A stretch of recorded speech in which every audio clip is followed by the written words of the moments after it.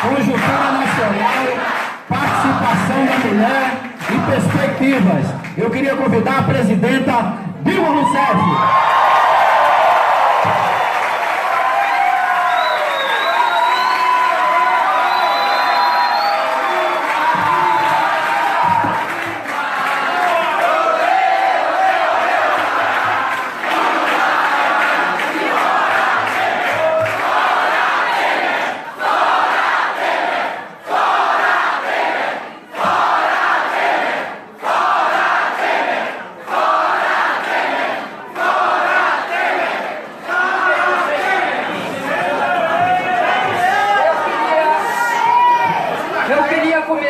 Cumprimentando aqui esse público fantástico.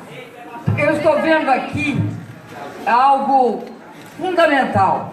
Esse público de jovens, homens e mulheres, mas também do pessoal da minha geração e intermediária. É muito importante.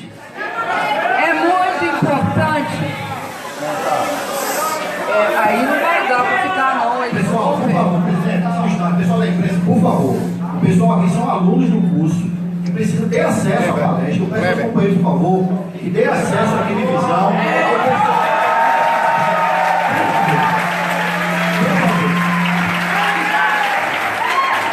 Bom, eu queria então iniciar dizendo que eu tenho grande honra de mais uma vez estar aqui na Paraíba, porque aqui na Paraíba o meu governo e o governo do presidente Lula teve uma parceria muito estreita com o governador Ricardo Coutinho. A última vez que eu estive aqui, eu estive porque nós tínhamos vários projetos em comum. Hoje, em muitos lugares, eles estão todos interrompidos. Aqui, eles se mantêm. Mas eles se mantêm à custa de muito esforço do governador e do seu governo. Eu queria dizer para vocês que, para mim, é uma honra estar aqui pela Fundação Perseu Abramo e estar falando numa universidade. Quero, por isso, cumprimentar o professor Barroso, chefe de gabinete da reitora Margarete Diniz, representante da Universidade Federal da Paraíba. Quero cumprimentar a secretária de Desenvolvimento Humano do governo da Paraíba, Aparecida Ramos, representando o governo Ricardo Coutinho. Aparecida sabe o tanto de desmonte que o governo federal tem aprontado nos últimos tempos. Queria cumprimentar o Luiz Fernando Vitagliano, coordenador do curso de difusão em Gestão e Políticas Públicas, representante da Fundação Perseu Abramo. Queria também cumprimentar os parlamentares que estão aqui, o deputado estadual Jeová Campos, do PSB, a deputada estadual Estela Bezerra, do PSB, o vereador Marcos Henriques, do PT, a senadora Sandra Marrocos, do PT, mas queria também dirigir um cumprimento especial a várias entidades aqui presentes. A ACUT da Paraíba, a Central dos Trabalhadores do Brasil da Paraíba, o Movimento dos Trabalhadores Sem Terra da Paraíba, a Associação dos Docentes da Universidade Federal da Paraíba, a União Brasileira dos Estudantes Secundaristas, a Marcha Mundial das Mulheres, viva as mulheres, o Espírito Lilás, o Coletivo Maria Quitéria, Cunhã, Coletivo Feminista, a Rede de Mulheres em Articulação da Paraíba, a União de Mulheres Brasileiras, o Coletivo Olga Benário, o Centro da Mulher 8 de Março e a Frente Popular da Juventude. Eu estou vendo aqui que não colocaram ao JS, eu cumprimento ao JS. Ao Levante, e cumprimento o Levante. Quem? Estado. Juventude do PT. A juventude do PT. E mais, a Frente Brasil de Juristas pela Democracia. Bom, e todos os movimentos sociais que lutam no nosso país. Cumprimento também os partidos políticos aqui presentes, membros dos vários diretórios do PT, do Partido Socialista Brasileiro, do Partido Comunista do Brasil e dos demais partidos que porventura estejam aqui. Queria dizer para vocês que é fundamental fazer uma discussão sobre gestão pública no Brasil de hoje. Por que que a gente tem de fazer uma discussão sobre gestão pública? Porque muitas vezes aparece para nós um fantasma, que é o fantasma do tecnicismo, como se gestão pública fosse algo que não trata com as grandes questões de um país.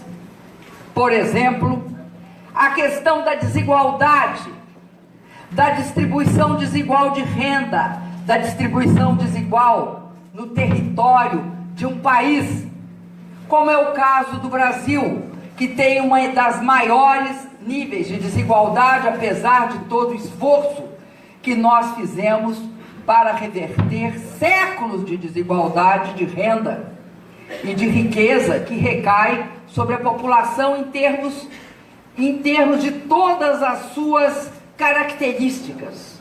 É espalhado pela nossa população essa desigualdade. A desigualdade no território, que é a desigualdade regional, que tem claramente no Brasil uma concentração no sul e no sudeste e o empobrecimento de outras regiões do país, em que pese o tamanho impressionante da sua população. Eu cito esses dois, mas podia falar também da desigualdade que recai sobre um país que é, talvez, o maior país negro, que é talvez não, é o maior país negro fora da África. E considerando a África, nós devemos ser o segundo ou terceiro maior país negro. Esta desigualdade que recai sobre os negros e as negras do nosso país. A desigualdade que recai sobre os índios.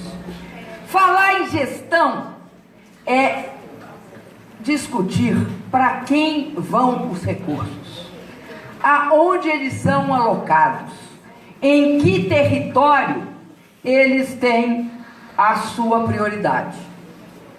O Brasil, nós todos sabemos, ao longo da sua história, lutou contra, primeiro, duas características derivadas diretamente da exclusão. A lógica, aliás, da escravidão, a lógica do privilégio.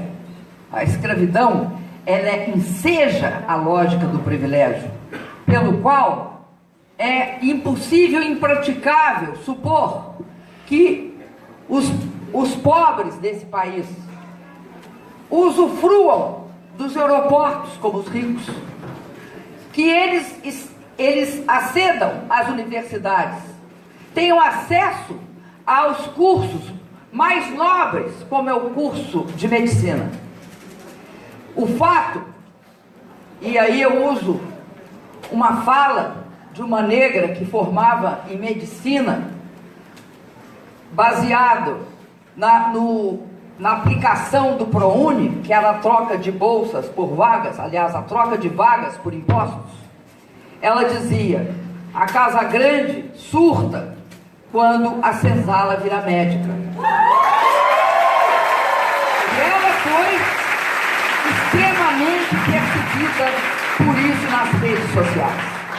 Mas a lógica do privilégio no Brasil, ela está ligada à lógica da exclusão. A exclusão social e o privilégio andam de mãos dadas. Não é, portanto, uma questão técnica discutir gestão. Ao mesmo tempo, nós viemos de um processo, de um grande esforço em construir políticas públicas que tinham como foco a questão da desigualdade de renda. E é justamente essas políticas e esse tipo de gestão que priorizou o gasto fundamental no Brasil, com a redução da desigualdade, e eu vou mostrar como essa digital, chamada redução da desigualdade, está em todas as nossas políticas, e vou explicar por quê. E ao mesmo tempo, dava especial valor ao desenvolvimento com soberania nacional, reconhecendo a importância para o Brasil da internalização de cadeias produtivas, que hoje estão sob ameaças, como é o caso não só do pré-sal, mas do pré-sal, como é o caso da indústria naval do país, como é o caso de todas as indústrias que nos últimos anos nós tentamos internalizar, garantir que a cadeia produtiva estivesse aqui dentro do Brasil. Também vamos falar disso que está em andamento, que é a privatização das terras. A privatização das terras, até aí alguém poderia me falar, nada demais, porque as terras hoje já estão, de uma certa forma, com as quase existentes que são do Estado brasileiro, a maioria é privada, é verdade. Agora, essa última onda de privatização é para vendê-las aos estrangeiros a preço de banana. E isso é extremamente grave, porque é alienar o controle soberano do país sobre o seu território. Então, o que eu quero dizer é que uma coisa é certa: gestão é eminentemente um conceito que tem a ver com política e poder, e também com a questão democrática, com a questão de como é que você gere só com um bando de especialistas, ou você gere com participação popular. Com as conferências, ela se referiu às conferências. As conferências foi um instrumento fundamental que nós utilizamos de gestão. Elas vinham do plano municipal e iam até o estadual, e depois havia um grande encontro em Brasília. E aí, se vocês me perguntarem para que serviu uma conferência, eu vou utilizar a resposta que foi dada numa conferência interessante. Era uma conferência de cultura, e era a reunião na Amazônia, nessa conferência de cultura, aliás, no Amazonas. E um ribeirinho foi chamado a responder para que servia uma conferência. E ele disse: uma conferência serve para conferir se tudo está nos conformes. Com uma sabedoria absolutamente precisa. Uma conferência serve para conferir se tudo está nos conformes. É para isso que a gente quer participação popular, para conferir se aquilo que foi definido estava nos conformes. Mas eu quero dizer para vocês, com toda essa introdução, que é impossível hoje discutir gestão se nós não discutirmos gestão de que governo, em que situação política, em que condições democráticas essa gestão está se dando. E aí nós vamos entrar num terreno que é o terreno da resistência ao golpe. É isso que gestão tem a ver com golpe. Porque você faz um golpe, vamos perguntar como Ribeirinho, para que se faz um golpe?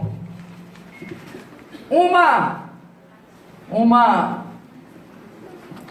historiadora, mas ao mesmo tempo uma cientista política que estudou as condições de crise em várias circunstâncias do regime do Pinochet no Chile, passando pelos efeitos, por exemplo, no Reino Unido, quando da crise que foi a invasão pela Inglaterra das Malvinas, que chama Naomi Klein. Ela disse o seguinte: em algumas circunstâncias, quando fica claro que por meios democráticos normais não é possível implantar uma gestão diferente do que aquela que está em curso, o que acontece? Era o que dizia e pregava e receitava o Milton Friedman, que é o grande ideólogo do neoliberalismo, que pregava o seguinte: você tem que aproveitar a crise. Se houver uma crise econômica, você aproveite a crise econômica. Se houver um conflito militar, aproveite o conflito militar. Se houver a implantação de uma ditadura, aproveite a implantação da ditadura. E faça com que o politicamente impensável se torne o politicamente inevitável. Utilize a crise para transformar aquilo que por meios normais não era possível conseguir, ou seja, não era possível conseguir pelo voto. Você aproveite a crise e tente utilizar um programa disponível para aplicar por meio de medidas autoritárias e arbitrárias e de exceção. No caso do Brasil, isso coloca uma questão: quais são de fato os motivos que levaram ao golpe de 2016, que vai fazer um ano, se contar do dia que eu fui definitivamente afastada, que é o dia 31 de agosto. Quais são as razões? Primeiro, eu quero dizer que a história está sendo implacável com os golpistas. Temer, Aécio e Cunha.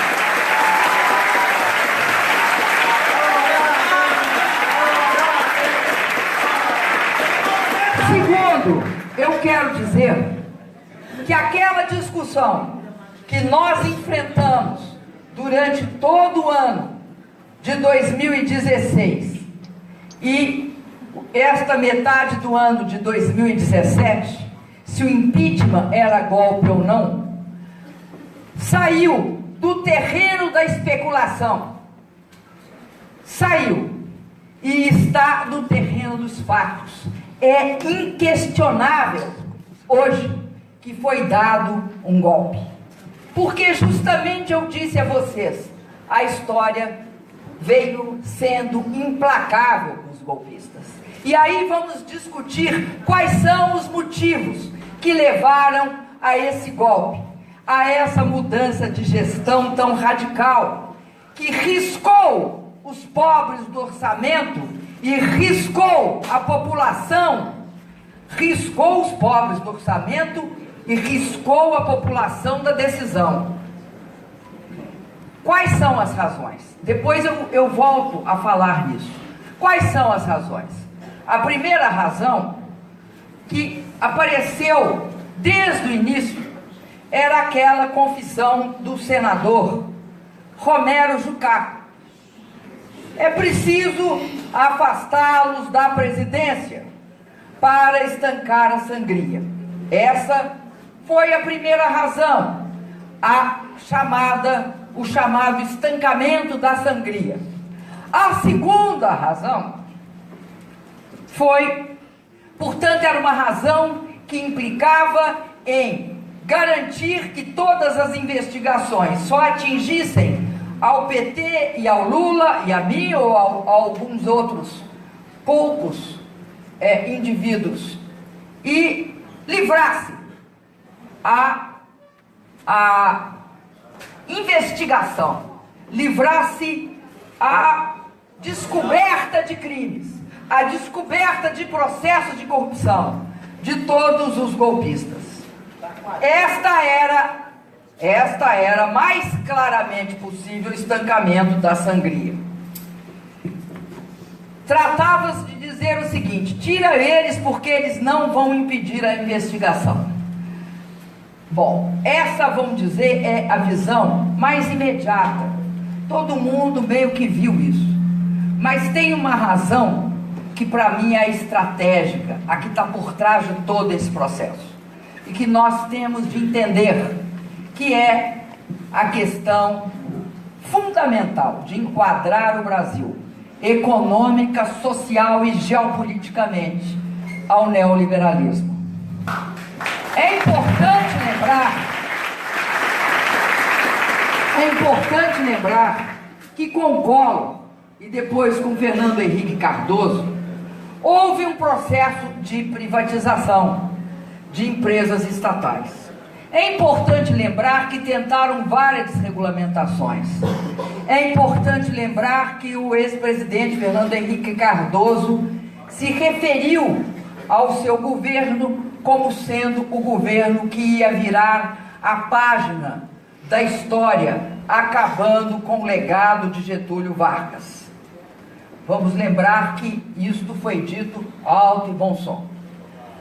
Mas vamos lembrar também que quando o presidente Lula chega em 2003 ao governo, esses processos são inteiramente interrompidos e uma nova lógica se implanta no Brasil.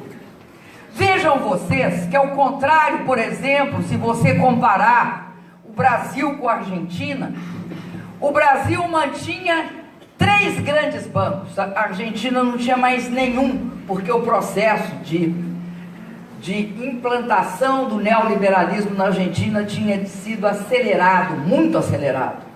Nós interrompemos mantendo Banco do Brasil, maior banco comercial e de financiamento à agricultura de todo este continente. Caixa Econômica, um banco imobiliário. BNDES, esse que eles demonizam de tudo quanto é jeito. O único banco neste país que investe, que faz investimento de longo prazo. O único. Nenhum dos bancos privados investe no longo prazo. E quando eles falam, o Brasil carece de infraestrutura, quando Lula chegou no governo, o longo prazo do governo Fernando Henrique não ultrapassava 5 anos. E em 5 anos ninguém constrói hidrelétrica, ninguém constrói refinarias, ninguém constrói estradas, portos, aeroportos e, sobretudo, ninguém faz a interligação de bacias que acaba com a seca no nordeste desse país.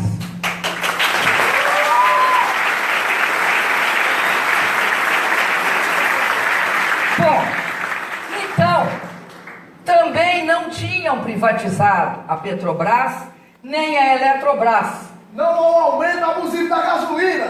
Não tinham. Além disso, a gente chega lá, companheiro.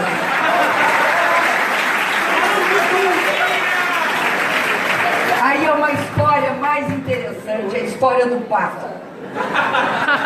A pequena história do pato.